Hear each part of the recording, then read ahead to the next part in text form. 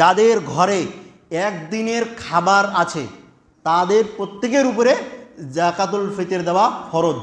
একদিনের বেশি যদি না থাকে তাহলে ওই জাকাতুল ফিতরটা আপনি গ্রহণ করতে। জাকাতুল ফিতর কাদের উপরে ফরজ? একটা মানুষ বা একটা শিশু যদি মনে করেন যে এই শাওয়াল মাসে যে চাঁদ আছে, চাঁদ উঠার পূর্বে যদি সে জন্মগ্রহণ করে তাহলে তার উপর জাকাতুল ফিতরকে ফরজ হয়ে যাবে।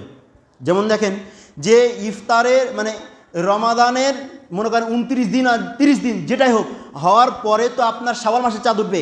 শাওয়াল মাসে চাঁদ উঠার আধা ঘন্টা বা 40 মিনিট আগে যদি কেউ যদি জীবিত হয় বা কেউ যদি জন্মগ্রহণ করে তার উপরে জাকাতুল ফিতর ফরজ।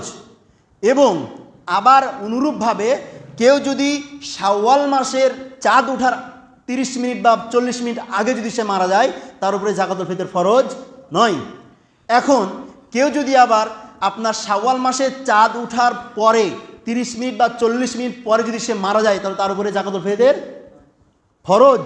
এটা কে আদায় করবে? তার পরিবাররা তার পক্ষ থেকে আদায় করবে। কারণ কি, শাওয়াল মাসে চাঁদ উঠবে, উঠার পরে যদি কেউ জন্মগ্রহণ করে তার ক্ষেত্রেও তাকে কি দিতে হবে? জাকাতুল ফিতর দিতে হবে। আর যদি শাওয়াল মাসের চাঁদ ওঠার পরে যদি কেউ মারা যায় তাকেও এই জাকাতুল ফিতর কি করতে হবে? দিতে হবে। এবং যদি আবার কেউ যদি শাওয়াল মাসের চাঁদ উঠার পূর্বে যদি জন্মগ্রহণ করে তার উপরেও জাকাতুল ফিতর দিতে হবে, তার উপরে ফরজ। সম্মানিত উপস্থিতি, এখন কাদের উপরে ফরজ হবে? যাদের ঘরে একদিনের খাবার আছে তাদের প্রত্যেকের উপরে জাকাতুল ফিতর দেওয়া ফরজ। এখন আপনি দেখবেন যে মনে করেন যে আপনার ঘরে একদিনের খাবার আছে, একদিন খাবার আছে, এখন আপনার উপরে জাকাতুল ফিতর দেওয়া ফরজ। যদি আপনার একদিনের খাবার আছে আপনি দিলেন, দেওয়ার পরে আপনার আরেক দিনের নাই, তখন আপনি এই ক্ষেত্রে আপনি কি করতে পারেন? ওই জাকাতুল ফিতর আপনি নিজে গ্রহণ করতে পারেন।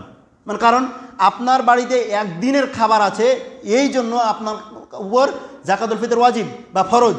আর যদি আপনার যদি একদিনের বেশি যদি না থাকে তাহলে ওই জাকাতুল ফিতরটা আপনি গ্রহণ করতে পারবেন, তবে আপনার নিজে আপনি গ্রহণ করতে পারবেন না, আপনি অন্যের থেকে আপনি গ্রহণ করতে পারবেন। এই হাদিস সামনে আসবে। মানে আগে বলে দিলাম জাকাতুল ফিতর কাদের উপরে ফরজ।